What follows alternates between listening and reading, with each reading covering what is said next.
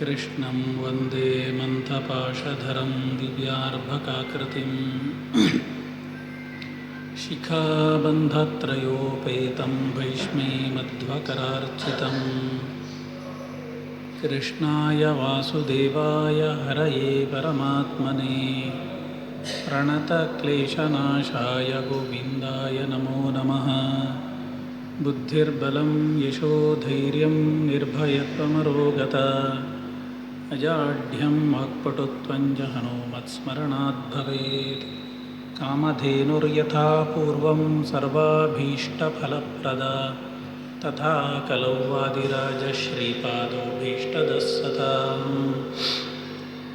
तपस्वाध्यायनिरतं तपस्वी वाग्विदाम्बरं नारदं परिपप्रच्छ वाल्मीकिर्मुनिपुङ्गवं।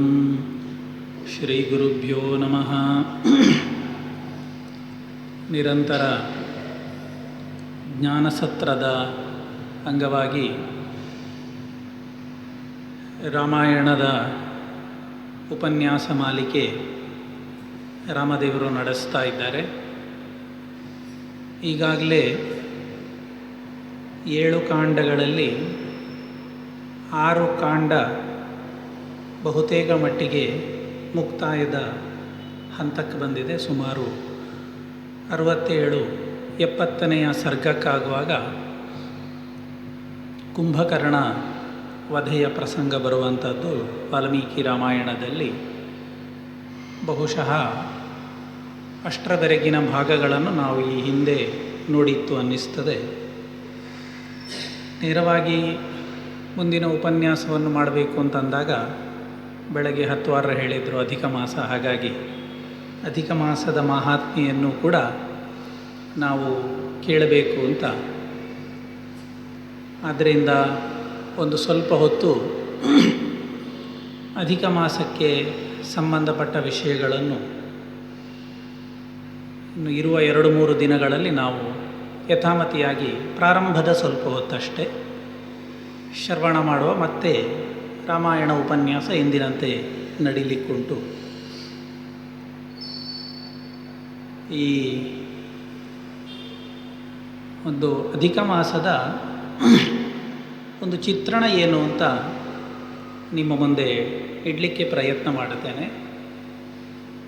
ಈ ಕಾಲಗಣನೆ ಲೆಕ್ಕಾಚಾರ 2 ರೀತಿಯಲ್ಲುಂಟು. ಒಂದು ಸೌರಮಾನ, ಇನ್ನೊಂದು ಚಾಂದ್ರಮಾನ ಅನ್ನುವ ರೀತಿಯಲ್ಲಿ.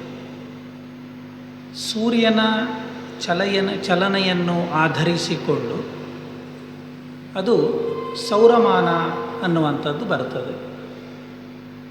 ಚಂದ್ರನ ಚಲನೆಯನ್ನು ಆಧರಿಸಿಕೊಂಡು ಮಾಡುವಂತಹ ಗಣಿತ ಚಾಂದ್ರಮಾನ ಅಂತ ಕರೆಸಲ್ಪಡ್ತದೆ. ಅದೊಂದು ಸಾಮಾನ್ಯವಾದ ವಿಚಾರ ಅಷ್ಟೇ. ಈ 2ರ ಮಧ್ಯದಲ್ಲಿ 11 ದಿನದ ವ್ಯತ್ಯಾಸ ಬರ್ತದೆ ವರ್ಷಕ್ಕೆ, ಹೆಚ್ಚು ಕಡಿಮೆ. ಸೌರಮಾನದ ಪ್ರಕಾರ 365 ದಿನಗಳು ಬಂದರೆ, ಚಾಂದ್ರದಲ್ಲಾಗುವಾಗ 354 ಬರ್ತದೆ.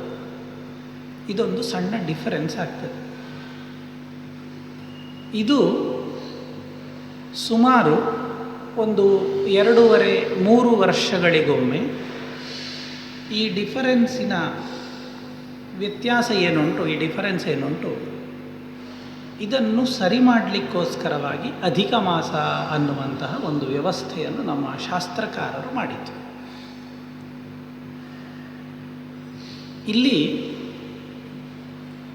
ಈ ಮಾಸಕ್ಕೆ ಮಲಮಾಸ ಅಂತ ಹೆಸರು ಕೊಟ್ಟಿದ್ದಾರೆ. ಯಾಕೆ ಈ ಹೆಸರು ಬಂತು ಅಂದರೆ, ಈ ಮಾಸ ಅಂದರೆ ಸುಮಾರು 1 ತಿಂಗಳ ಸಮಯ ಏನುಂಟು, ಸೂರ್ಯ ಸಂಕ್ರಮಣದ ಸ್ಪರ್ಶ ಇದಕ್ಕಾಗುವುದಿಲ್ಲ ಅನ್ನುವ ದೃಷ್ಟಿಯಿಂದ ಸಂಕ್ರಾಂತಿಯ ನಂತರ ಇದು ಪ್ರಾರಂಭ ಆಗ್ತದೆ. ಸಂಕ್ರಮಣ ಬರೆಯುವುದರ ಒಳಗಾಗಿ ಇದು ಮುಗೀತದೆ. ಆದ್ದರಿಂದ ಈ ಮಾಸ ಏನುಂಟು ಸೂರ್ಯ ಸ್ಪರ್ಶಕ್ಕೆ ಬಾರದೇ ಇರುವುದರಿಂದ ಇದನ್ನು ಮಲಮಾಸ ಅಂತ ಕರೆದು ಬಿಟ್ಟರು.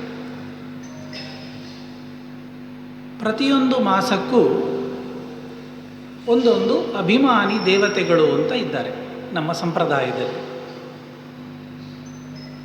ಹಾಗೆ ಈ ಮಲಮಾಸದ ಅಭಿಮಾನಿ ದೇವತೆ ಒಂದು ಬಾರಿ ಭಗವಂತನ ಹತ್ರ ಪ್ರಾರ್ಥನೆ ಮಾಡಿದಂತೆ. ಬೇರೆ ಎಲ್ಲ ಮಾಸದ ಅಭಿಮಾನಿ ದೇವತೆಗಳಿಗೆ ಒಂದು ಗೌರವ ಉಂಟು. ನನ್ನನ್ನು ಎಲ್ಲರೂ ಮಲಮಾಸ ಅಂತ ಕರೆದು ನಾನು ಯಾವುದಕ್ಕೂ ಪ್ರಯೋಜನ ಇಲ್ಲ, ನಾನೊಬ್ಬ ನಿಷ್ಪ್ರಯೋಜಕ ಅಂತ ನನ್ನನ್ನು ಮಾಡಿದ್ದಾರೆ.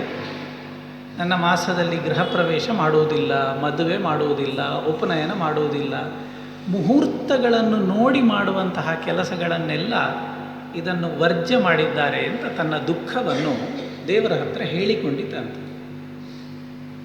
ಭಗವಂತ ಎಲ್ಲರ ದುಃಖವನ್ನು ಕೇಳುವವ. ಹಾಗೆ ಈ ಮಾಸಾಭಿಮಾನಿ ದೇವತೆಯ ಮಾತುಗಳನ್ನೆಲ್ಲ ಗಮನಿಸಿ ದೇವರು ಒಂದು ಆಶೀರ್ವಾದ ಮಾಡ್ತಾನಂತೆ. ಒಂದು ಕೆಲಸ ಮಾಡು, ಇನ್ನು ಮುಂದೆ ಮಲಮಾಸ ಅಂತಂದರೆ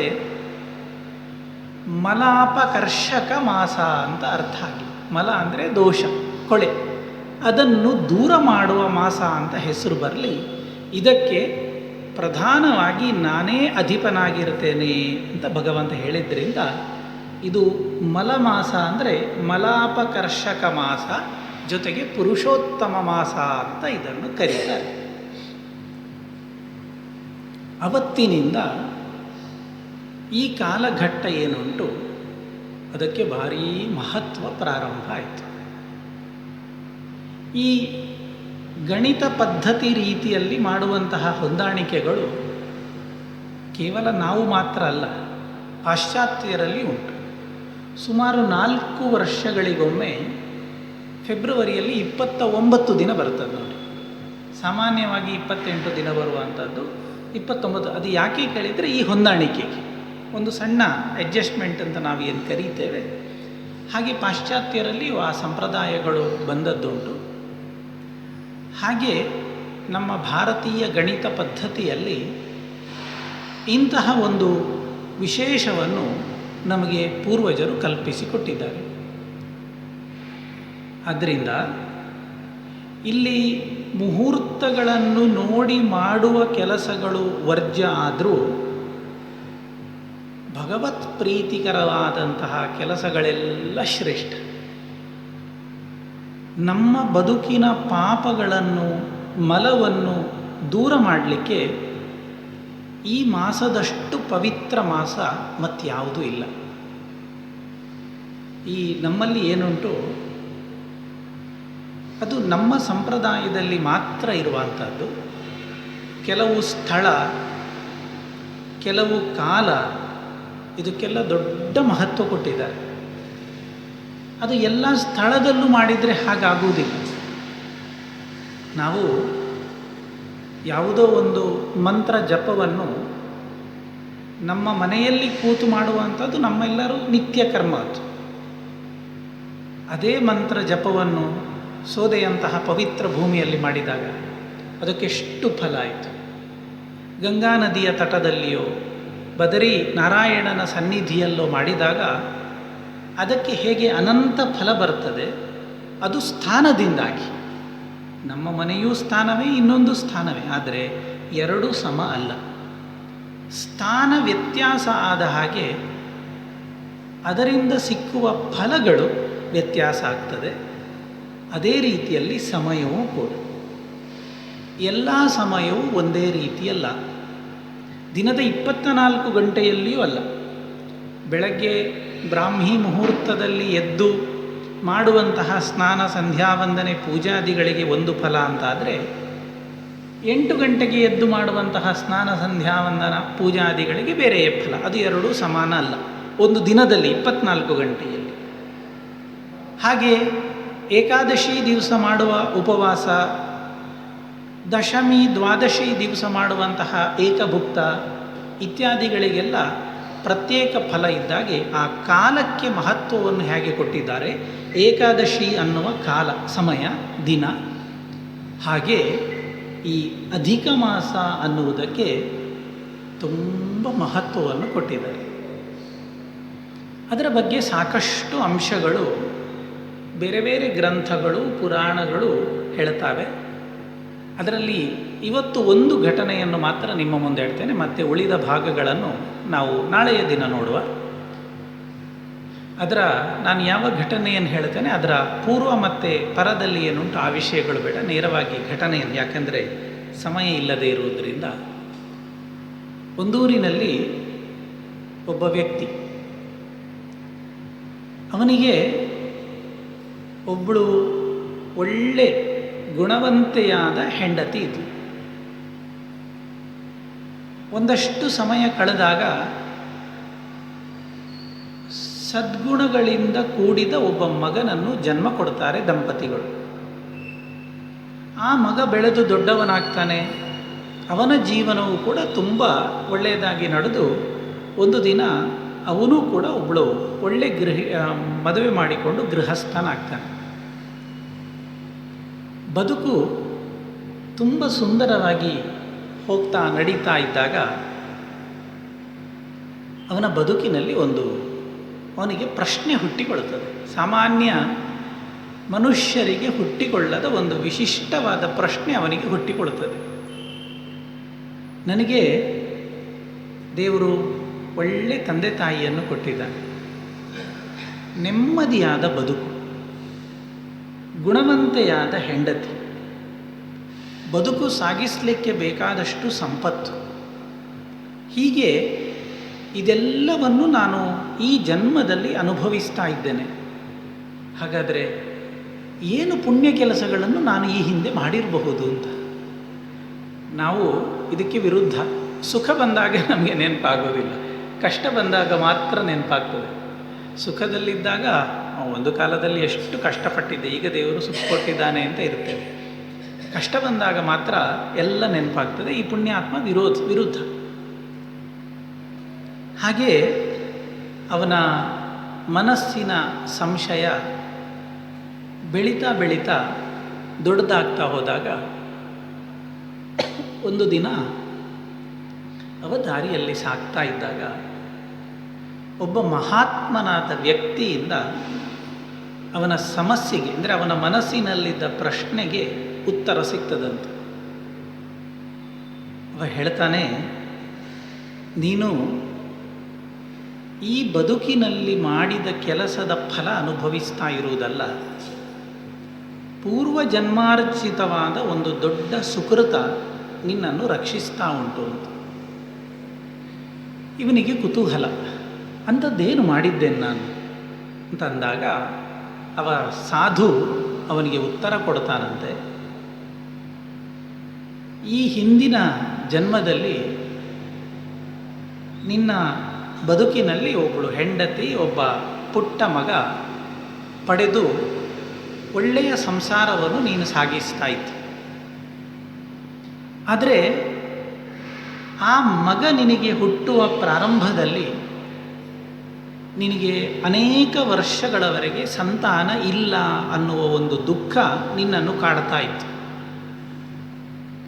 ಯಾರೋ ಒಬ್ಬರು ಸಜ್ಜನರ ಅನುಗ್ರಹದಿಂದ ನಿನಗೆ ಸಂತಾನ ಪ್ರಾಪ್ತಿಯ ಯೋಗ ಬಂತು. ಆದರೆ ಒಂದಷ್ಟು ದಿನ ಕಳೆಯುವಾಗ, ಮಗನಿಗೆ ಸುಮಾರು 4-5 ವರ್ಷಗಳು ಕಳೆಯುವಾಗ ಆಕಸ್ಮಿಕವಾಗಿ ಅವನ ಮರಣ ಆಗ್ತದೆ. ನಿನಗೆ ಮತ್ತು ನಿನ್ನ ಹೆಂಡತಿಗೆ ಆ ಸಣ್ಣ ವಯಸ್ಸಿನ ಮಗನನ್ನು ಕಳ್ಕೊಂಡ ವಿಯೋಗದ ದುಃಖ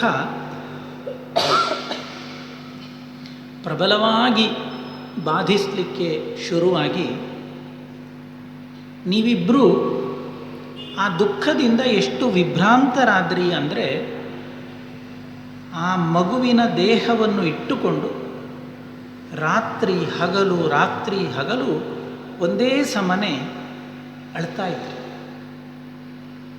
ಯಾವುದೋ ಸ್ವಲ್ಪ ಆಹಾರ ಬದುಕಿಗಾಗಿ ಸ್ವೀಕಾರ ಮಾಡ್ತಾ ಇದ್ದು. ಆಗಿನ್ನೂ ಮಳೆಗಾಲ, ಕಾಲಕಾಲದಲ್ಲಿ ಮಳೆ ಧಾರಾಳ ಸುರಿತಾ ಇದ್ದದ್ದನ್ನು ಮರೆತು ಅನೇಕ ದಿನಗಳವರೆಗೆ ಉಪವಾಸ, ಮಳೆಯ ನೀರಿನ ಸ್ನಾನ, ದುಃಖ, ಇದಿಷ್ಟರಲ್ಲೇ ನಿಮ್ಮ ದಿನ ಸಾಗ್ತಾ ಇತ್ತು. ಬಹುಶಃ ಹತ್ರ 1 ತಿಂಗಳು ಕಳೆದಿರಬೇಕು. ಇನ್ನು ಮಗ ಬದುಕುವುದಿಲ್ಲ ಅನ್ನುವ ಸಂಪೂರ್ಣ ಆಶೆಯನ್ನು ಬಿಟ್ಟು ನಿರಾಶರಾದಾಗ ಆಶ್ಚರ್ಯ ಅನ್ನುವ ರೀತಿಯಲ್ಲಿ ಭಗವಂತ ನಿಮ್ಮ ಮುಂದೆ ಪ್ರತ್ಯಕ್ಷನಾಗಿ ಬಿಡ್ತಾನೆ. ಪ್ರತ್ಯಕ್ಷನಾಗಿ ಹೇಳ್ತಾನೆ, ನಿನ್ನ ಮಗನಿಗೆ ಪೂರ್ಣ ಆಯುಷ್ಯವನ್ನು, ಆರೋಗ್ಯವನ್ನು ನಾನು ದಯಪಾಲಿಸಿದ್ದೇನೆ. ನಿರಾತಂಕವಾಗಿ ಇನ್ನು ಅನೇಕ ವರ್ಷಗಳವರೆಗೆ ಭೂಮಿಯಲ್ಲಿ ಅವ ಬದುಕುತ್ತಾನೆ ಅಂತ ದೇವರು ಆಶೀರ್ವಾದ ಮಾಡ್ತಾರೆ. ನಿನಗೆ ಕುತೂಹಲ ಆಯಿತು. ದೇವರ ಹತ್ರ ಕೇಳ್ತಿ, ಅಲ್ಲ, ಹಿಂದೆ ನಾನು ಸಂತಾನ ಇಲ್ಲ ಅಂತ ಪ್ರಾರ್ಥನೆ ಮಾಡಿ ಅನೇಕ ವರ್ಷಗಳವರೆಗೆ ಕಾದು ಸಂತಾನ ಇಲ್ಲ ಅನ್ನುವ ದುಃಖದಲ್ಲಿದ್ದಾಗಲೂ ಕೂಡ ಈ ರೀತಿ ಆಶೀರ್ವಾದ ಮಾಡದ ನೀನು ಈ ಸಮಯದ ದುಃಖದಲ್ಲಿ ನನಗೆ ಆಶೀರ್ವಾದ ಮಾಡಲಿಕ್ಕೆ ಕಾರಣ ಏನು ಅಂತ ನೀನು ದೇವರ ಹತ್ರ ಕೇಳ್ತಿ. ಆಗ ದೇವರು ಹೇಳ್ತಾನೆ, ಯಾವ ದಿನ ನಿನ್ನ ಮಗ ತೀರಿ ಹೋದ ನೋಡು, ನೀನು ಅನ್ನ ಆಹಾರಾದಿಗಳನ್ನು ಬಿಟ್ಟು ಅವನಿಗೋಸ್ಕರ ಮಳೆಯ ನೀರಿನಲ್ಲಿ ಕಾಯ್ತಾ ಕೂತ್ಕೊಂಡು ಅವತ್ತು ಅಧಿಕ ಮಾಸ ಪ್ರಾರಂಭ ಆದ ದಿನ. ನಿನಗೆ ಗೊತ್ತಿಲ್ಲದೆ ನೀನು ಅಧಿಕ ಮಾಸದಲ್ಲಿ ಉಪವಾಸ ಮಾಡಿದ್ದಿ. ದುಃಖ ಮಗನನ್ನು ಕಳ್ಕೊಂಡದ್ದು. ಆದರೆ ಆ ದುಃಖದಲ್ಲಿ ನೀನು ಮಾಡಿದ ಕೆಲಸ ಉಪವಾಸ. ಎರಡನೆಯದ್ದು, ಆ ನಿರಂತರ ಸುರಿತಾ ಇರುವಂತಹ ಮಳೆ. ಸ್ನಾನ ಮಾಡಬೇಕು ಅಂತ ನಿನ್ನ ಉದ್ದೇಶ ಆಗಿರಲಿಲ್ಲ, ಆದರೆ ಅಧಿಕ ಮಾಸದಲ್ಲಿ ಆ ಧಾರಾಕಾರದ ಮಳೆಗೆ ಸರಿಯಾದ ಕಾಲದಲ್ಲಿ ನೀನು ಸ್ನಾನ ಮಾಡಿದ ಹಾಗೆ ಆಗ್ತಾ ಇತ್ತು. 2 ಕೆಲಸಗಳು, ಒಂದು ಉಪವಾಸ, ಇನ್ನೊಂದು ಸ್ನಾನ. ಸರಿಯಾದ ಕಾಲದಲ್ಲಿ ಮಾಡಿದಂತಹ ಸ್ನಾನ, ಸರಿಯಾದ ರೀತಿಯಲ್ಲಿ ಮಾಡಿದ ಉಪವಾಸ, ಅದು ಅಧಿಕ ಮಾಸ ಆದ್ದರಿಂದಾಗಿ ನೀನು ಗೊತ್ತಿಲ್ಲದೆ ಮಾಡಿದಂತಹ ಈ ಕೆಲಸದ ಅತಿಶಯವಾದ ಪುಣ್ಯಾಂಶ ನಿನ್ನ ಮಗ ಮತ್ತೆ ಬದುಕುವ ಹಾಗೆ ಮಾಡಿತು ಅಂತ ದೇವರು ಹೇಳ್ತಾರೆ. ಆ ಜನ್ಮದಲ್ಲಿ ನೀನು ಮಾಡಿದ 1 ಮಾಸದ ಸಾಧನೆ ಏನುಂಟು, ಅದು ಈ ಜನ್ಮದಲ್ಲಿಯೂ ನಿನಗೆ ಪುತ್ರ ಪೌತ್ರಾದಿ ಅನವಚ್ಛಿನ್ನ ಕೀರ್ತಿಯನ್ನು ನಿರಂತರವಾಗಿ ದಯಪಾಲಿಸ್ತಾ ಉಂಟು ಅಂತ ಆ ಸಾಧು ಈ ಪುಣ್ಯಾತ್ಮನಿಗೆ ಹೇಳ್ತಾನಂತೆ. ಅಂದರೆ ನಮ್ಮಲ್ಲಿರುವ ನಂಬಿಕೆ ಏನು ಅಂದರೆ, ಒಂದು ಕೆಲಸವನ್ನು ಮಾಡುವಾಗ ಆ ಕೆಲಸದ ಹಿನ್ನೆಲೆ, ಅದರ ಮಹತ್ವ, ಇದನ್ನೆಲ್ಲ ತಿಳ್ಕೊಂಡು ಮಾಡಿದಾಗ ಅತಿಶಯವಾದ ಪುಣ್ಯ ಅಂತ. ಯದೇವ ವಿದ್ಯೆಯ ಕರೋತಿ ಶ್ರದ್ಧೆಯ ಉಪನಿಷದ ತದೇವ ವೀರ್ಯವತ್ತರಂ ಭವತಿ ಅಂತದೇ ಉಪನಿಷತ್ತು. ಏನು ಸಣ್ಣ ಕೆಲಸ ಬೇಕಾದರೆ ಆಗಲಿ, ಅದರ ಬಗ್ಗೆ ತಿಳ್ಕೊಂಡು ಮಾಡುವಂಥದ್ದು ಶ್ರೇಷ್ಠ, ಉತ್ತಮ. ಅಲ್ಲ, ನಮಗೆ ಪೂರ್ತಿ ತಿಳ್ಕೊಳ್ಳಿಕ್ಕೆ ಸಾಧ್ಯ ಇಲ್ಲ, ನಾವು ಕೆಲಸ ನಿಲ್ಲಿಸ್ತೇವೆ ಅಂದರೆ ಬೇಡ ಅಂತಾರೆ. ಕೆಲಸ ಮಾಡು. ಜ್ಞಾನ ಇಲ್ಲ, ಅದು ತಪ್ಪು, ಹೌದು. ಆದರೆ ಜ್ಞಾನ ಇಲ್ಲ ಅಂತ ಕೆಲಸವನ್ನು ಮಾಡದೇ ಇರಬೇಡ. ಕೆಲಸವನ್ನು ಮಾಡು. ನಿರಂತರವಾಗಿ ಮಾಡುವ ಕರ್ಮ ಜ್ಞಾನಕ್ಕೆ ಕಾರಣ ಆಗಿ ಬರ್ತದೆ. ನಾವಿವತ್ತು ನಿತ್ಯ ಮಾಡ್ತೇವೆ. ಎಷ್ಟು ಕೆಲಸದ ಮಹತ್ವ ನಮಗೆ ಗೊತ್ತುಂಟು. ನಿತ್ಯ ಪುರುಷ ಸೂಕ್ತ ದೇವರಿಗೆ ಅಭಿಷೇಕ ಮಾಡುವಾಗ ನಾವೆಲ್ಲ ಹೇಳಿಯೇ ಹೇಳ್ತೇವೆ. ಪುರುಷ ಸೂಕ್ತದ ಅರ್ಥ ಗೊತ್ತುಂಟ ಕೇಳಿದರೆ ಇಲ್ಲ, ಸತ್ಯ ಹೇಳಬೇಕಾದ್ರೆ ಗೊತ್ತಿಲ್ಲ. ಆದರೆ ಅರ್ಥ ಗೊತ್ತಿಲ್ಲದೆ ನೀವು ಮಂತ್ರ ಹೇಳಿದರೆ ಏನು ಪ್ರಯೋಜನಕ್ಕೆ ಬಂತು, ನಿರರ್ಥಕ ಆಯ್ತಲ್ಲ, ವ್ಯರ್ಥ ಆಯ್ತಲ್ಲ ಕೇಳಿದರೆ ಇಲ್ಲ ಅಂತಾರೆ. ಯಾಕೆ? ಆ ಪುರುಷ ಸೂಕ್ತ ಹೇಳುವಾಗ ನಮಗೆ ಸಹಸ್ರ ಶೀರ್ಷ ಪುರುಷ ನಮ್ಗೆ ಗೊತ್ತಿಲ್ಲ, ಸಹಸ್ರಾಕ್ಷ ಅದೂ ಗೊತ್ತಿಲ್ಲ, ಸಹಸ್ರಪಾತ್ ಅದರ ಅರ್ಥವೂ ಗೊತ್ತಿಲ್ಲ. ಆದರೆ ಈ ಪುರುಷ ಸೂಕ್ತ ಅಂತ ನಾನು ಹೇಳುವ ಮಂತ್ರ ಪರಮಪುರುಷನಾದ ಭಗವಂತನನ್ನು ಹೇಳ್ತಾ ಉಂಟು ಅನ್ನೋ ಒಂದು ಜ್ಞಾನ ಉಂಟಲ್ವ, ಅಷ್ಟು ಸಾಕು. ಅದಕ್ಕಿಂತ ದೊಡ್ಡದು ಮತ್ತೆ ದೇವರು ಯಾವಾಗಲೂ ಅನುಗ್ರಹಿಸ್ತಾನೆ, ಮತ್ತೆ ಯಾವಾಗಲೂ ಬುದ್ಧಿಯನ್ನು ಪ್ರಚೋದಿಸ್ತಾನೆ, ಮತ್ತೊಂದು ಅವಕಾಶವನ್ನು ಕೊಡ್ತಾನೆ. ಆಗ ಕಲ್ತುಕೋ. ಸದ್ಯಕ್ಕೆ ಇಷ್ಟು ಅರ್ಥ ಗೊತ್ತಿದ್ರೆ ಸಾಕು. ಆದ್ದರಿಂದ ಎಷ್ಟೋ ಬಾರಿ ಸರಿಯಾದ ಅರ್ಥ ಗೊತ್ತಿಲ್ಲದೆ ಮಾಡಿದ ಕೆಲಸವೂ ಕೂಡ ದೇವರು ಸ್ವೀಕಾರ ಮಾಡ್ತಾನೆ, ಭಕ್ತಿ ಇದ್ದರೆ. ಅದೇ ರೀತಿಯಲ್ಲಿ ಈ ಪುರುಷೋತ್ತಮ ಮಾಸದಲ್ಲಿ ಆ ವ್ಯಕ್ತಿ ತಾನು ಉಪವಾಸ ಮಾಡ್ತಾ ಇದ್ದೇನೆ, ಇದು ಅಧಿಕ ಮಾಸ, ಕಾಲಕಾಲಕ್ಕೆ ತನ್ನ ಶರೀರ ಮಳೆಯಿಂದ ಒದ್ದೆ ಆಗ್ತಾ ಉಂಟು ಇತ್ಯಾದಿ ಯಾವ ಸರಿಯಾದ ಜ್ಞಾನವೂ ಇಲ್ಲದೆ ಯಾದೃಚ್ಛಿಕವಾಗಿ ಮಾಡಿದ ಅನ್ನುವ ಕಾರಣದಿಂದಲೇ ಮಹತ್ತಾದ ಫಲ ಅವನಿಗೆ ಪ್ರಾಪ್ತಿಯಾಯಿತು ಅಂದರೆ, ಕೊನೇ ಪಕ್ಷ ಇಂತಹ ಒಂದು ದೊಡ್ಡ ಮಾಸದಲ್ಲಿ ನಾವಿದ್ದೇವೆ, ಇದಕ್ಕೆ ಅನಂತ ಫಲಗಳನ್ನು ದೇವರು ಹೇಳಿದ್ದಾನೆ ಅನ್ನುವ ಒಂದು ಸಣ್ಣ ತಿಳುವಳಿಕೆ ನಮ್ಮ ಮನಸ್ಸಿನಲ್ಲಿ ಬಂದು ನಾವು ಕೆಲಸ ಮಾಡಿತ್ತು ಅಂತಂದರೆ ಅತಿಶಯವಾದ ಫಲ ನಮ್ಮ ಬದುಕಿನಲ್ಲೂ ಪ್ರಾಪ್ತಿಯಾಗ್ತದೆ ಅನ್ನೋದು ನಿಸ್ಸಂಶಯ. ಅದರಿಂದ ಆ ಅಧಿಕ ಮಾಸದ ಅನೇಕ ಮಹಾತ್ಮೆಗಳಲ್ಲಿ ಒಂದು ಸಣ್ಣ ಭಾಗವನ್ನು ನಾವು ಇವತ್ತು ತಿಳ್ಕೊಂಡಿದ್ದೇವೆ. ನಾಳೆ ಮತ್ತೆ ಇದರ ಮುಂದುವರಿದ ಭಾಗ ಕೆಲವೊಂದು ಅಂಶಗಳನ್ನು ನೋಡುವ ಅಂತ ಹೇಳ್ತಾ ರಾಮಾಯಣಕ್ಕೆ ಮತ್ತೆ ಬರುವ.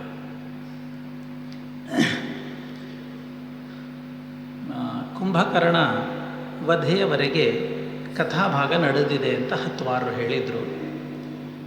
ಇನ್ನು ಮುಂದೆ ಇರುವಂತಹ ರಾವಣ ವಧೆಯ ಮುಂಚೆ ನಾವು ತಿಳ್ಕೊಳ್ಳೇಬೇಕಾದ ಕೆಲವೊಂದು ಅಂಶಗಳನ್ನು ನೋಡಿಕೊಂಡು ನಾವು ಮುಂದಿನ ಪ್ರಕರಣಕ್ಕೆ ಹೋಗಬೇಕು.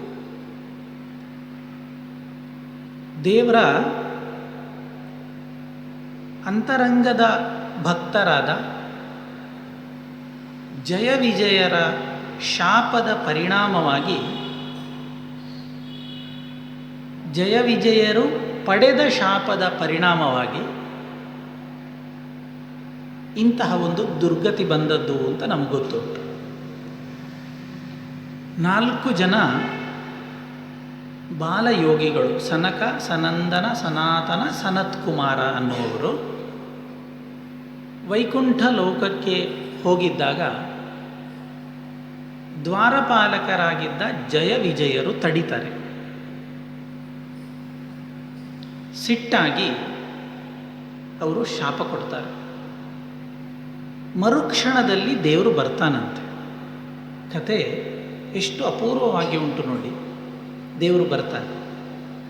ದೇವರು ಬಂದು ಈ 4 ಜನರಲ್ಲಿ ಬಹುಶಃ ಒಂದು 5-6 ವಯಸ್ಸಿನ ಮಕ್ಕಳು ಇದ್ದರೆ ಹೇಗಿರ್ತಾರೆ, ಇವರು ಹಾಗಿದ್ರ 4 ಜನರು ಸಮಾನರಲ್ಲ. ಅದರಲ್ಲಿ ಸನತ್ ಕುಮಾರ ಅನ್ನುವ ದೊಡ್ಡ ಸಾಧಕ, ಅವರಲ್ಲಿಯೂ ಕೂಡ. ಅಂತೂ ದೇವರು ಬಂದು ಈ ಘಟನೆ ನಡೆದದ್ದಕ್ಕೆ ಇವರು ತನ್ನನ್ನು ನೋಡಲಿಕ್ಕೆ ಬಂದದ್ದು, ಜಯ ವಿಜಯರು ಬಿಡದೇ ಇದ್ದದ್ದು, ಆ ಹೊತ್ತಿಗೆ ಇವರಿಂದ ಶಾಪ ಸಿಕ್ಕಿದ ಇದೆಲ್ಲ ವಿಷಯಗಳನ್ನು ತಿಳಿದ ದೇವರು ಹೇಳ್ತಾನಂತೆ, ನನ್ನ ದ್ವಾರಪಾಲಕರು ಮಾಡಿದ ತಪ್ಪಿಗೆ ನಾನು ನಿಮ್ಮ ಹತ್ರ ಕ್ಷಮೆ ಪ್ರಾರ್ಥಿಸ್ತೇನೆ. ನಿಮ್ಮಂತಹ ಜ್ಞಾನಿಗಳಿಗೆ ಯಾವ ಕಾಲದಲ್ಲೂ ಅಪಮಾನ ಆಗುವುದನ್ನು ನಾನು ನಿಸ್ಸಂಶಯವಾಗಿ ಸಹಿಸುವುದಿಲ್ಲ. ಚಿಂದ್ಯಾಂ ಸ್ವಬಾಹುಮಪಿ ವಃ ಪ್ರತಿಕೂಲ ವೃತ್ತಿ. ದೇವರು ಏನು ಹೇಳ್ತಾನೆ ಹೇಳಿದರೆ, ಒಂದು ವೇಳೆ ನನ್ನ ಕೈ ಭಗವಜ್ಞಾನಿಗಳಿಗೆ ಅಪಚಾರ ಮಾಡಿತ್ತು ಅಂತಾದರೆ ನಾನು ಆ ಕೈಯನ್ನು ಬೇಕಾದರೆ ತೆಗಿತೇನೆ, ಅಪಚಾರ ಆಗಲಿಕ್ಕೆ ಬಿಡುವುದಿಲ್ಲ, ಅಪಮಾನ ಆಗಲಿಕ್ಕೆ ಬಿಡುವುದಿಲ್ಲ ಅಂತ ಅವರನ್ನು ಪ್ರಾರ್ಥಿಸಿ ಸಮಾಧಾನ ಪಡಿಸ್ತಾನೆ. ಆದರೆ ಅವರು ಕೊಟ್ಟ ಶಾಪ ಅದು ನಡಿಲೇಬೇಕು. ಯಾಕೆ? ಅವರು ದೊಡ್ಡ ಜ್ಞಾನಿಗಳು.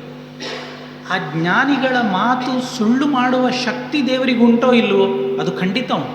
ನಾವು ಭಾಗವತದಲ್ಲಿ ನೋಡ್ತೇವೆ, ಅಶ್ವತ್ಥಾಮಾಚಾರ್ಯರು ತಾನು ಬಿಟ್ಟ ಬ್ರಹ್ಮಾಸ್ತ್ರದ ಭಾಗ ಅದು ಉತ್ತರೆಯ ಗರ್ಭದಲ್ಲಿರುವ ಮಗುವಿನ ಮೇಲೆ ಪ್ರಭಾವ ಬೀರಲಿ ಅಂತ ಹೇಳಿದಾಗ ಕೃಷ್ಣ ಹೇಳ್ತಾನೆ, ನೀನು ಏನು ಮಾಡ್ತೀಯೋ ಮಾಡು, ಕೃಷ್ಣ ಅದನ್ನು ಬದುಕಿಸಬೇಕು ಅಂತ ಸಂಕಲ್ಪ ಮಾಡಿದ್ದಾನೆ. ನಿನ್ನ ಕೆಲಸ ದೊಡ್ಡದು, ನನ್ನ ಇಚ್ಛೆ ದೊಡ್ಡದು ನೋಡುವ ಅಂತ ಆ ಉತ್ತರೆಯ ಗರ್ಭವನ್ನು ಕೃಷ್ಣ ರಕ್ಷಿಸಿದ ಕಥೆ ನಾವು ಭಾಗವತದಲ್ಲಿ ನೋಡ್ತೇವೆ. ಆದರೆ ಎಷ್ಟೋ ಬಾರಿ ಭಗವಂತ ತನ್ನ ಭಕ್ತರಿಗೂ ತನ್ನನ್ನು ಒಪ್ಪಿಸಿಕೊಂಡು ಬಿಡ್ತಾನೆ. ಹಾಗೆ ಇಲ್ಲಿ ನಡೆದದ್ದು. ಆ ಜಯ ವಿಜಯರ ಕರ್ಮದಿಂದಾಗಿ ಪ್ರಾಪ್ತವಾದ ಶಾಪ ಅದು ಸನಕ ಸನಂದನ ಸನಾತನ ಸನತ್ಕುಮಾರರಿಗೆ ಅವರ ಮಾತಿಗೆ ಕೊಡುವ ಗೌರವ ಅಂತ ತಿಳಿದುಕೊಂಡ ಭಗವಂತ ಅದನ್ನು ನಡೆಸ್ತಾನೆ.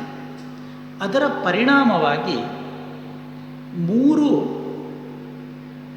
ಬಾರಿ ಅವರು ಹುಟ್ಟಿ ಬರುವಂತಹ ಒಂದು ಅವಸ್ಥೆ ಪ್ರಾಪ್ತಿಯಾಗ್ತದೆ. ಅದು ಹುಟ್ಟಿ ಬಂದಂತಹ ರೀತಿ ತುಂಬ ಕುತೂಹಲವಾಗಿ ಉಂಟು. ಮೊದಲು ಹಿರಣ್ಯಾಕ್ಷ ಹಿರಣ್ಯಕಶಿಪುವಾಗಿ ಒಂದೇ ತಾಯಿಯ ಗರ್ಭದಲ್ಲಿ ಹುಟ್ಟಿ ಬರ್ತಾರೆ. ಅಂದರೆ ಒಟ್ಟಿಗೆ ಅವಳಿ ಜವಳಿಯಾಗಿ. ಎರಡನೆಯದ್ದು ರಾವಣ ಕುಂಭಕರ್ಣರಾಗಿ ಒಂದೇ ತಾಯಿಯ ಗರ್ಭದಲ್ಲಿ 2 ಬಾರಿ ಹುಟ್ಟಿ ಬರ್ತಾರೆ. ಮೂರನೆಯದ್ದಾಗಿ ಶಿಶುಪಾಲ ದಂತವಕ್ತ್ರ ಅಲ್ಲ ದಂತವಕ್ರ, ಅವರು 2 ತಾಯಿಯ 2 ಗರ್ಭದಲ್ಲಿ ಹುಟ್ಟಿ ಬರ್ತಾರೆ. ಹೀಗೆ 3 ಬಾರಿ ಅವತಾರವನ್ನು ಭೂಮಿಯಲ್ಲಿ 3 ಬಾರಿ ಹುಟ್ಟಿ ಬರುವಂತಹ ಪ್ರಸಂಗ ಅವರ ಬದುಕಿನಲ್ಲಿ ನಿರ್ಮಾಣ ಆಗ್ತದೆ. ಮೊದಲ ಬಾರಿ ಹುಟ್ಟಿದಾಗ ಹಿರಣ್ಯಕಶಿಪುವಿಗೆ ದೇವರು ನರಸಿಂಹನಾಗಿ ಅವನ ಅವಸ್ಥೆಯನ್ನು ಮುಗಿಸ್ತಾನೆ. ಹಿರಣ್ಯಾಕ್ಷನಿಗೆ ವರಾಹ ರೂಪದಿಂದ ಅವನ ಕಾಲವನ್ನು ಮುಗಿಸಿದ.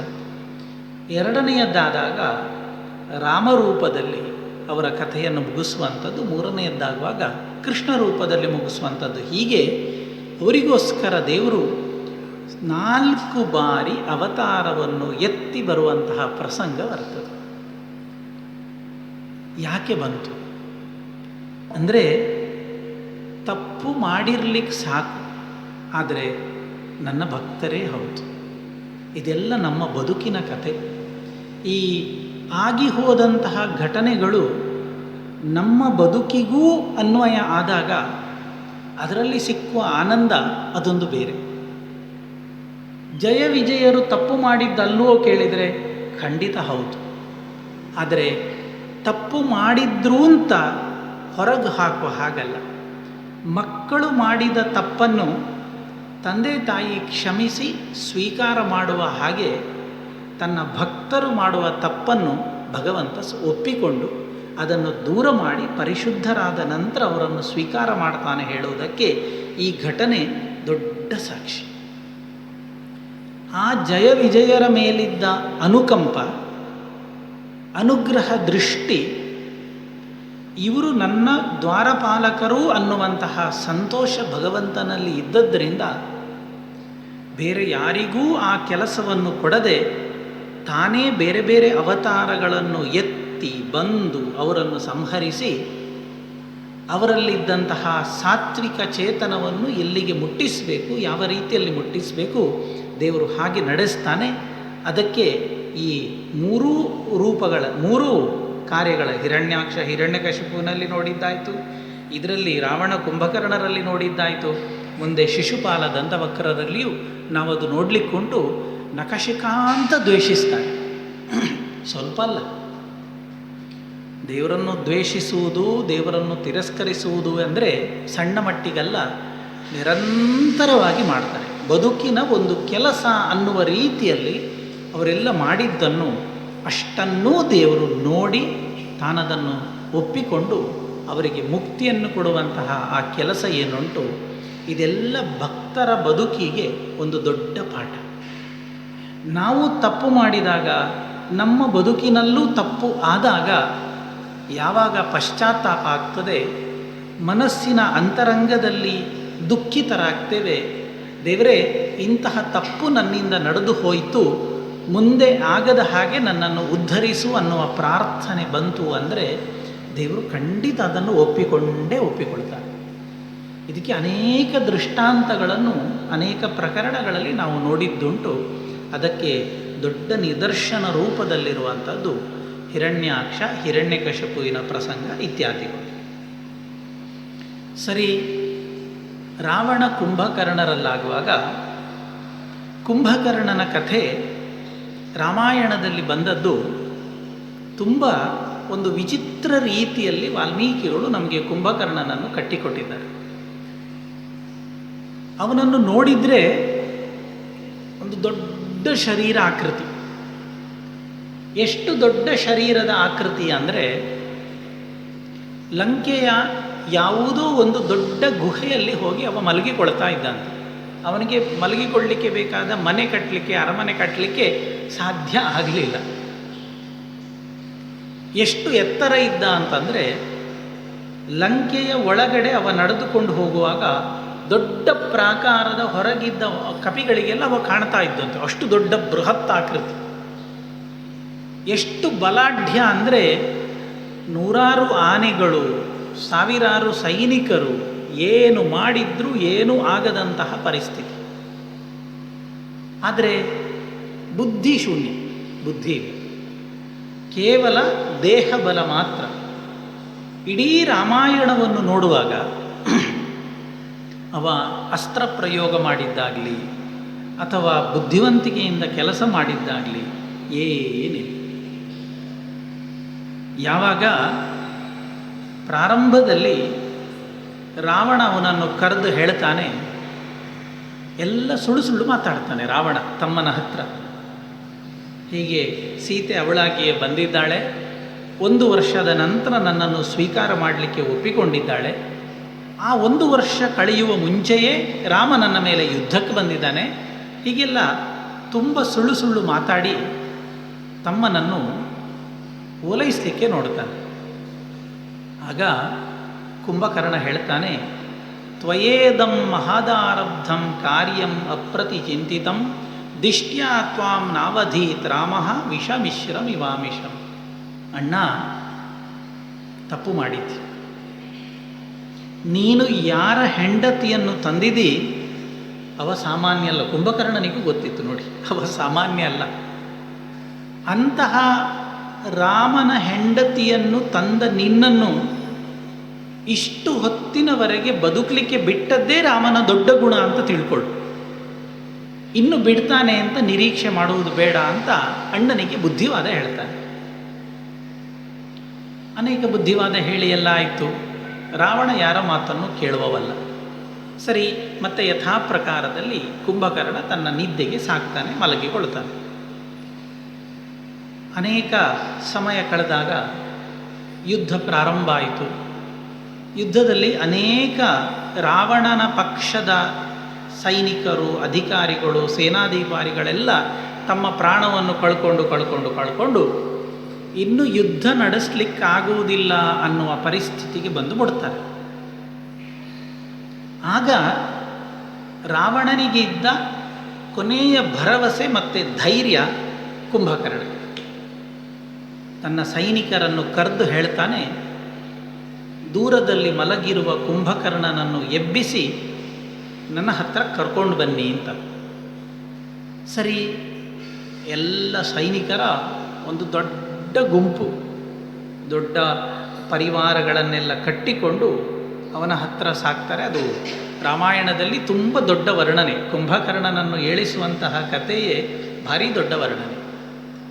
ಹಾಗೆ ಸಾಗಿ ಮಲಗಿದ್ದ ಕುಂಭಕರ್ಣನನ್ನು ಎಬ್ಬಿಸಿ ಕೂತ್ಕೊಳಿಸಿದಾಗ ಅವ ಪ್ರಾರಂಭದಲ್ಲಿ ಕೇಳುವುದು, ರಾಮ ದಾಳಿ ಮಾಡಿ ಅಣ್ಣನನ್ನು ಕೊಂದನೋ ಕೇಳ್ತಾರೆ. ಅಂದರೆ ಆ ಕುಂಭಕರ್ಣನಿಗೂ ಗೊತ್ತಿತ್ತು ರಾಮನ ಕೈಯಿಂದ ತನ್ನ ಅಣ್ಣನಿಗೆ ಬದುಕಲಿಕ್ಕೆ ಸಾಧ್ಯ ಇಲ್ಲ ಅನ್ನುವ ಮಾತು. ಕೊನೆಗೆ ಎಲ್ಲರೂ ಸೇರಿ ಅವನನ್ನು ಕರ್ಕೊಂಡು ಬರ್ತಾರೆ. ರಾವಣನ ಹತ್ರ ಅವನನ್ನು ನಿಲ್ಲಿಸಿದಾಗ ರಾವಣ ಮಾತಾಡ್ತಾನೆ. ಏನು ಹೇಳ್ತಾನೆ ಅಂದರೆ, ರಾವಣ ಆಗ ಈ ಲಂಕೆ ಅನ್ನುವಂತಹ ಈ ರಾಜ್ಯ ಈಗ ಬಾಲವೃದ್ಧ ಕೇವಲ ಈಗ ಇಲ್ಲಿ ಇರುವಂಥದ್ದು ಮುದುಕರು ಮತ್ತು ಮಕ್ಕಳು ಮಾತ್ರ. ಯುವ ಜನಾಂಗ ಎಲ್ಲ ಯುದ್ಧದಲ್ಲಿ ಸತ್ತಾಗಿದೆ. ಯುವಕರು, ಶೌರ್ಯವಂತರು, ಪರಾಕ್ರಮಿಗಳು ಇವರನ್ನೆಲ್ಲ ರಾಮ ಕೊಂದು ಹಾಕಿ ಆಗಿದೆ. ಈಗ ಬಾಲರು, ವೃದ್ಧರು ಮಾತ್ರ ಇಲ್ಲಿ ಉಳ್ಕೊಂಡಿದ್ದಾರೆ. ಆದ್ದರಿಂದ ನಿನ್ನ ಸಹಾಯ ನನಗೆ ಬೇಕು ಅಂತ. ಪ್ರಾರಂಭದಲ್ಲಿ ಕುಂಭಕರ್ಣ ಅಣ್ಣನಿಗೆ ಬೈತಾನೆ, ತಪ್ಪು ಮಾಡಿದ್ದೀನಿ. ಅವತ್ತೂ ಕೂಡ ನಾನು ನಿನಗೆ ಹೇಳಿದ್ದೆ, ನೀನು ಮಾಡುವ ಕೆಲಸ ರಾಮನ ವಿಷಯದಲ್ಲಿ ನಿನ್ನ ನಿರ್ಧಾರಗಳು ನಿಸ್ಸಂಶಯವಾಗಿ ಕೆಟ್ಟದ್ದೇ. ಆದರೆ ಮಾಡಿ ಆಯಿತು ನೀವು. ಪಿಬಸ್ವ ಕಾಮಂ ಪಿಬಚಾಗ್ರ್ಯ ವಾರುಣೀಂ ಚಿರಾಯ ಸೀತಾ ವಶಗ ಭವಿಷ್ಯತಿ. ಹೆದರಬೇಡ, ಈ ತಮ್ಮ ಇರುವವರೆಗೆ ನಿನ್ನನ್ನು ಯಾರಿಗೂ ಏನೂ ಮಾಡಲಿಕ್ಕೆ ಸಾಧ್ಯ ಇಲ್ಲ ಅಂತ ಮತ್ತೆ ಮಾತನಾಡ್ತಾನೆ ಕುಂಭಕರ್ಣ. ಹಾಗೆ ಎಲ್ಲ ಮಾತಾಡಿ ಯುದ್ಧಕ್ಕೆ ಹೋಗ್ತಾನೆ. ಯುದ್ಧಕ್ಕೆ ಹೋದಾಗ ಒಂದು ಒಳ್ಳೆ ಸನ್ನಿವೇಶ ನಿರ್ಮಾಣ ಆಗ್ತದೆ. ಅದು ಏನು ಅಂದರೆ, ಕುಂಭಕರ್ಣ ರೋಷಾವೇಶದಿಂದ ಯುದ್ಧರಂಗದಲ್ಲಿ ನಡೀತಾ ಇದ್ದಾನೆ. ಕೈಗೆ ಸಿಕ್ಕಿದ ವಾನರರನ್ನೆಲ್ಲ ಸಂಹರಿಸ್ತಾ ಇದ್ದಾನೆ. ಇಡೀ ವಾನರ ಸೈನ್ಯ ಭಯದಿಂದ ಕಂಗೆಟ್ಟು ಹೋಗಿದೆ. ಇವನ ಭಯಂಕರ ಆಕೃತಿ ಇಷ್ಟರವರೆಗೆ ಅವರು ನೋಡಿರಲಿಲ್ಲ. ಇಂತಹ ಒಂದು ರೂಪವನ್ನು, ಭಯಾನಕ ಆಕೃತಿಯನ್ನು ವಾನರರು ಇಷ್ಟರವರೆಗೆ ನೋಡಿಯೂ ಇರಲಿಲ್ಲ, ಕೇಳಿಯೂ ಇರಲಿಲ್ಲ. ಅಂತಹ ಒಂದು ಭಯಾನಕ ವ್ಯಕ್ತಿ ಯುದ್ಧರಂಗವನ್ನು ಪ್ರವೇಶಿಸಿ ಈ ರೀತಿಯಲ್ಲಿ ಸೈನ್ಯವನ್ನು ನಾಶ ಮಾಡುವುದನ್ನು ನೋಡಿದ ಎಲ್ಲ ಸೈನಿಕರು ದಿಕ್ಕಾಪಾಲಾಗಿ ಓಡುತ್ತಾ ಇರುವಾಗ ಕುಂಭಕರ್ಣನ ಮುಂದೆ ವಿಭೀಷಣ ಬರ್ತಾನೆ. ಅಣ್ಣ ಮತ್ತು ತಮ್ಮ ಈಗ ಪಕ್ಷಾಂತರ ಮಾಡಿ ರಾಮನ ಜೊತೆಗೆ ಸೇರಿದ್ದಾನೆ. ವಿಭೀಷಣ ಇನ್ನೂ ಅಣ್ಣನ ಪಕ್ಷದಲ್ಲಿ ಇದ್ದಾನೆ. ನೋಡಿ, ಆ ವಾಲ್ಮೀಕಿಗಳು ಸನ್ನಿವೇಶವನ್ನು ನಮ್ಮ ಮುಂದೆ ಎಷ್ಟು ಅಪೂರ್ವವಾಗಿ ಕಟ್ಟಿಕೊಡ್ತಾರೆ ಅಂತಂದರೆ, ಏನು ಮಾಡಬೇಕೀಗ? ಕುಂಭಕರ್ಣನ ಮುಂದೆ ಎರಡು ಆಯ್ಕೆಗಳು. ತಮ್ಮ ವಿಭೀಷಣ ಈಗ ವಿರೋಧ ಪಕ್ಷದಲ್ಲಿದ್ದಾನೆ. ವಿರೋಧ ಪಕ್ಷದಲ್ಲಿ ಇದ್ದಾನೆ ಅಂದರೆ ತನ್ನ ಶತ್ರು ಅಂತಲೇ ಅರ್ಥ. ಅವನನ್ನು ಕೊಂದು ನಾಶ ಮಾಡಬೇಕು. ಇಲ್ಲ, ತಮ್ಮ ಅನ್ನುವ ಅನುಕಂಪದ ನೆಲೆಯಲ್ಲಿ ಅವನಿಗೆ ಬದುಕಲಿಕ್ಕೆ ಅವಕಾಶವನ್ನು ಕೊಡಬೇಕು. ಇವತ್ತಿನ ನಮ್ಮ ಬದುಕಿಗೆ ಇದು ಪಾಠ.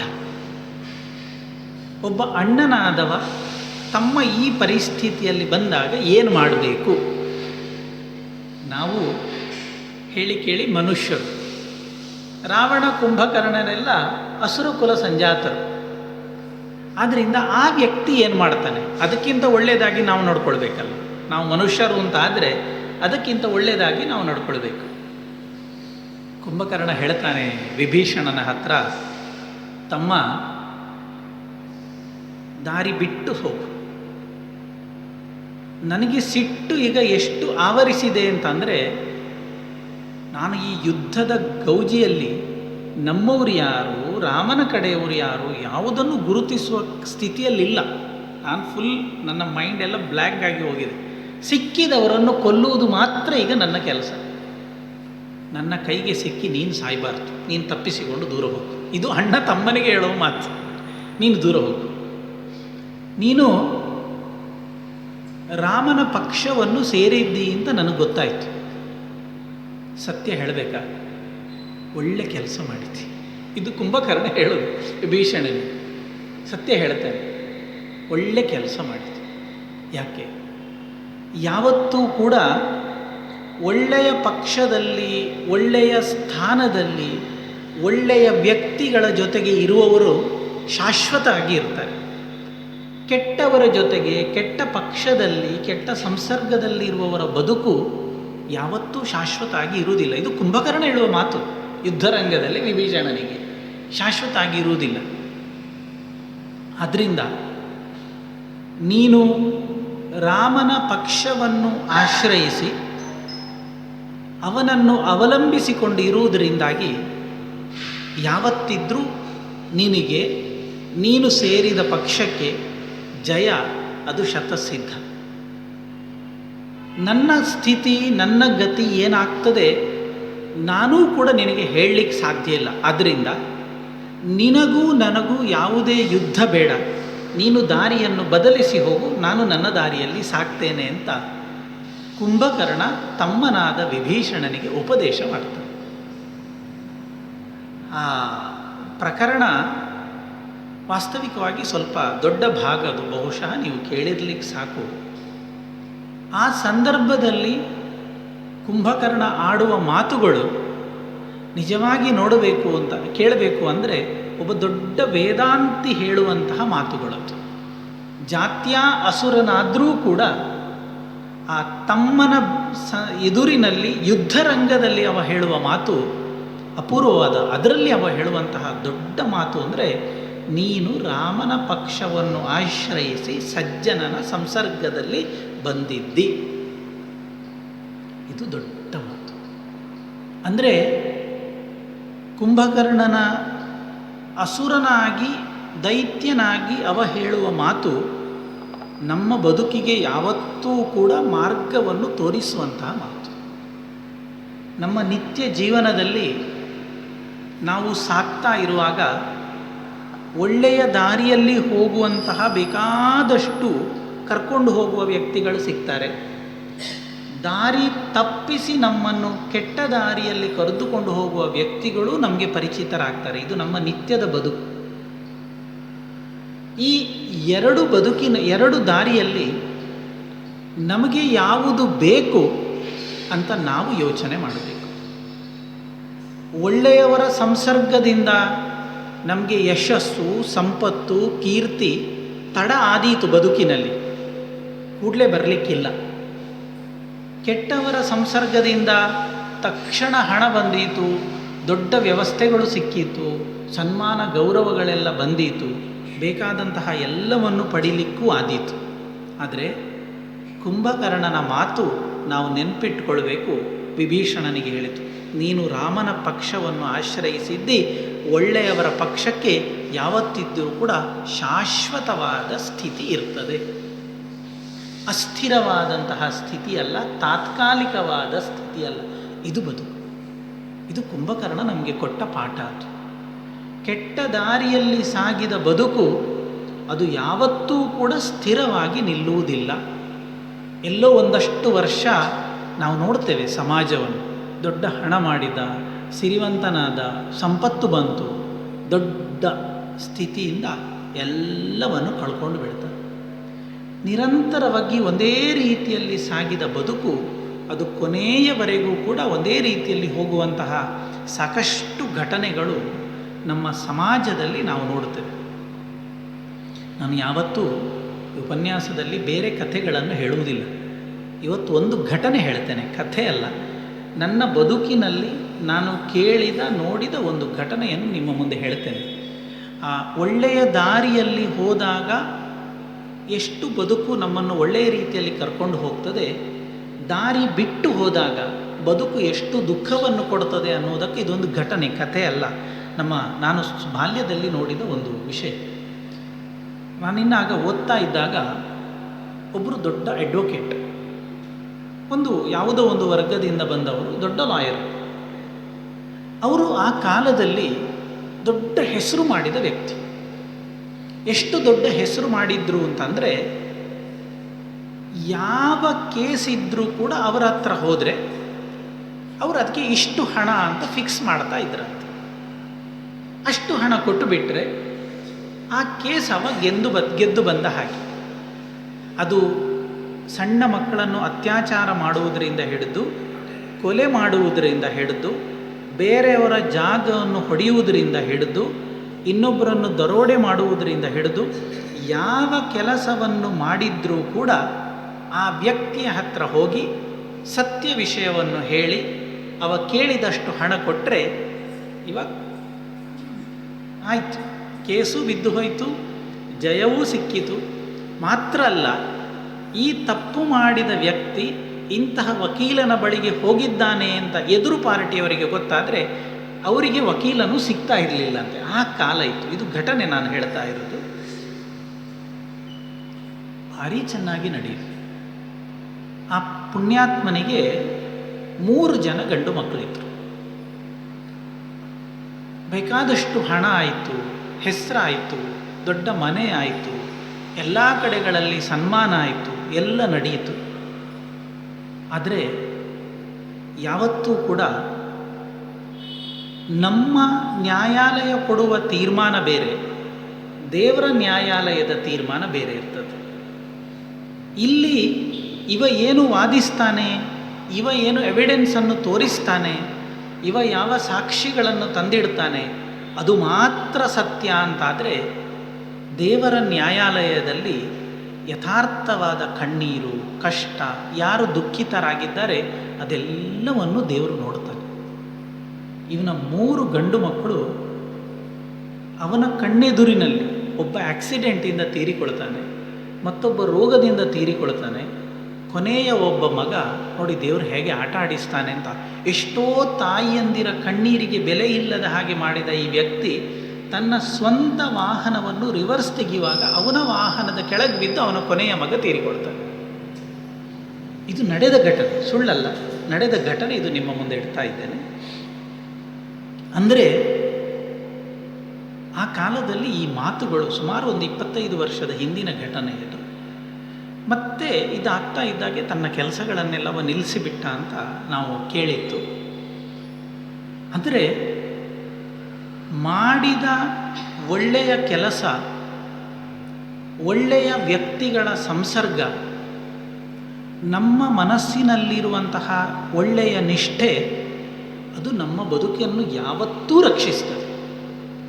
ಇದು ಯಾರು ಹೇಳುವುದು? ಕುಂಭಕರ್ಣ ಹೇಳೋದು, ನಾವಲ್ಲ.